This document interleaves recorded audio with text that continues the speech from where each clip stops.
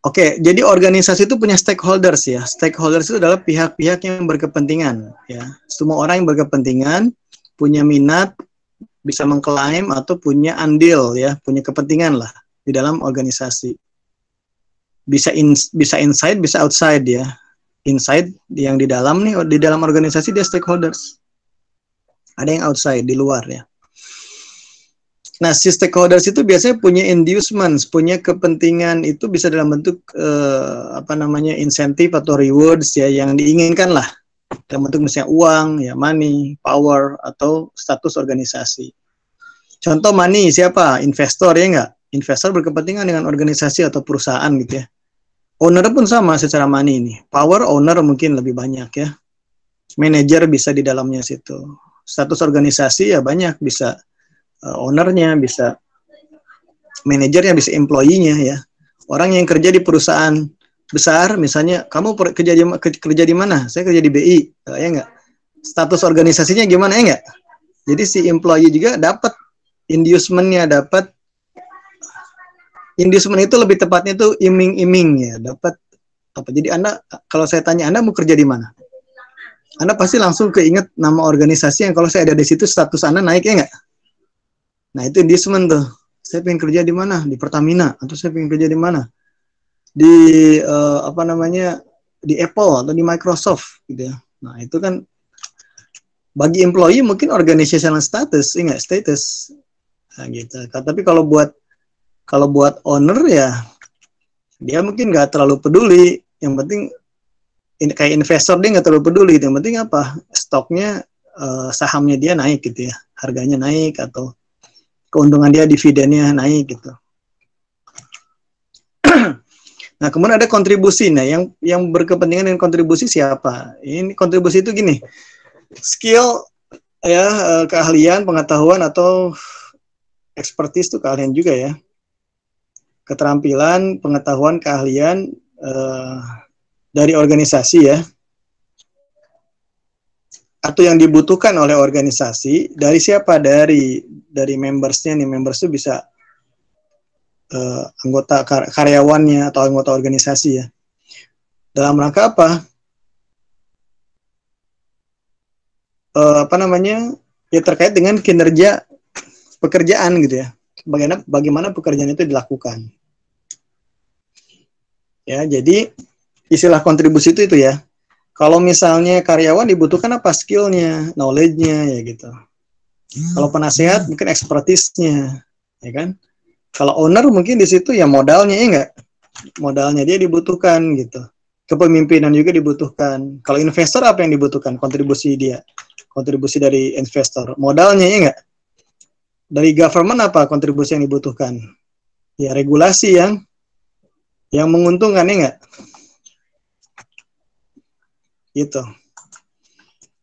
Oke, jadi itu semua terkait dengan kepentingan-kepentingan yang ada di organisasi. Nah, ada istilah inside stakeholders. Stakeholders itu pokoknya pihak-pihak yang berkepentingan ya teman-teman ya. Bisa dari dalam organisasi, bisa dari luar. Nah, yang dari dalam ini, inside, itu contohnya siapa? Shareholders, pemegang saham. Kalau perusahaan atau organisasi itu adalah organisasi go public ya.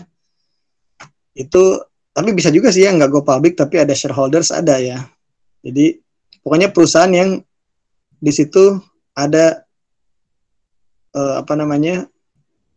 ada pemiliknya lah, owners ya.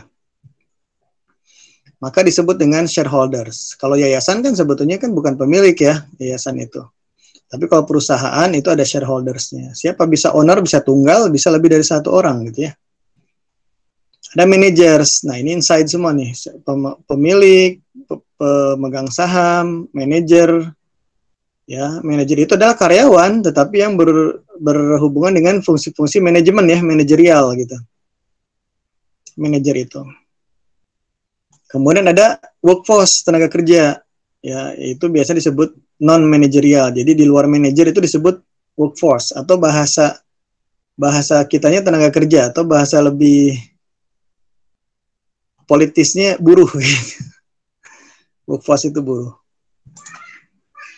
Nah, kemudian ada yang disebut outside stakeholders ya, pihak yang berkepentingan dari luar. Siapa aja? Customer ya, ada suppliers, ada government, pemerintah. Itu semua adalah pihak yang berkepentingan dengan organisasi. Masing-masing punya inducement, punya iming-iming, punya keinginan dari si organisasi, ya nggak? Punya kepentingan. Dan juga punya kontribusi gitu. Nah, serikat buruh pun sama, dia adalah stakeholders ya. Terutama kalau ada konflik dia baru biasanya muncul ya, konflik antara tenaga kerja dengan perusahaan, buruh dengan perusahaan atau buruh dengan pemerintah misalnya gitu. Ada masyarakat lokal, local communities itu pun berkepentingan ya, mereka disebut outside stakeholders. Tadi terkait dengan kesejahteraan ya atau usaha-usaha lokal gitu. Dan juga masyarakat umum nih, general public. Ya. Contohnya apa nih di sini kepentingannya supaya ada tanggung jawab sosial gitu. Seperti yang tadi saya contohkan, RT bisa minta bantuan ke perusahaannya nggak? RW mungkin atau masyarakat sekitar dapat mungkin CSR-nya, program CSR ya.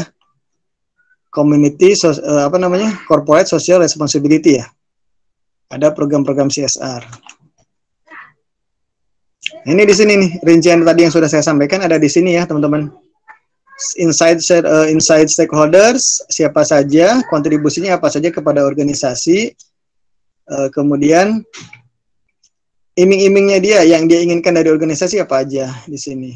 Ya, outside stakeholders siapa saja, kontribusinya apa saja, kemudian yang dia inginkan dari organisasi apa saja. Sama dengan yang ini pun ya, yang outside semua nih. Tadi sudah saya bahas ya.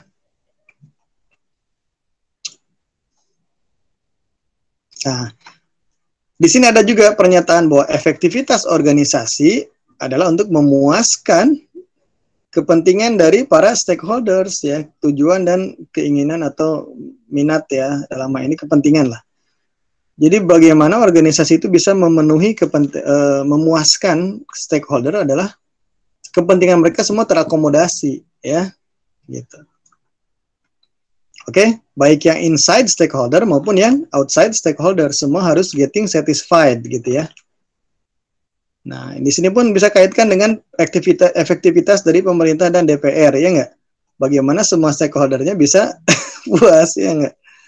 Inside dan outside-nya gitu kan, konteksnya seperti itu contoh, kalau kita luaskan ya. Nah, ini kalau ini sudah bicara tentang ideologi, saya lewati dulu ya, jeda Islam modern kapitalism, jenis-jenisnya apa aja, ada customer driven capitalism ya, itu contoh aja lah. Jadi kapitalisme itu dulu padat modal, kemudian sekarang customer driven capitalism itu berorientasi kepada kepentingan customer ya, tapi kemudian sekarang bergeser lagi teman-teman ke arah yang lebih ke bukan sekedar customer, karena kalau customer driven capitalism itu masih dasarnya profit oriented. Sekarang itu mazhab kapitalisme sekarang itu lebih ke yang disebut dengan triple helix ya. Triple helix itu jadi people, profit ada di setiap profit yang seperti yang sudah ada sebelumnya profit. Yang kedua people ya nggak, berorientasi pada people, manusianya gimana supaya sejahtera ya, keadilan segala macam.